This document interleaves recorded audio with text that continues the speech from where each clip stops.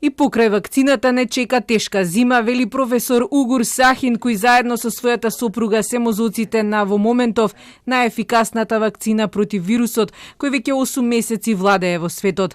Тој вели дека се чека од регулаторните тела да дадат одобрување. Тоа би одело брзо со оглед на ситуацијата, па најверојатно светот би можел да здивне на пролет наредната година. The earliest time point for starting supplying vaccine will most likely not before mid of December. And this mid of December will also not mean that the situation will dramatically change. So we have to expect that this will be really a difficult winter.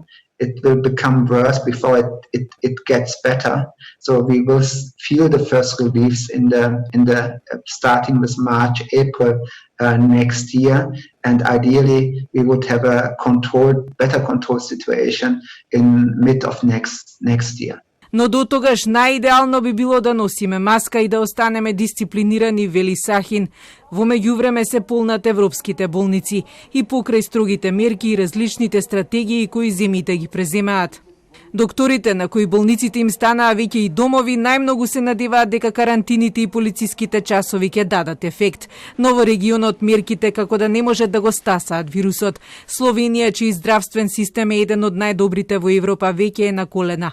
Во изминатото деноноќие јавува за рекордни 41 починати, но и за речиси 2000 позитивни случаи. Различни се мислењата во Словенија за тоа дали да се продолжат мерките, бидејќи никој не е сигурен дали е достигнат врвот на епидемијата. Хрватска е во најтешкиот момент на епидемијата, рече премиерот Пленковиќ, со повеќе од 3000 новозаболени денеска, повика да се почитуваат мерките. Короната тука сега најмногу се шири меѓу далматинците, каде половина од тестираните се позитивни.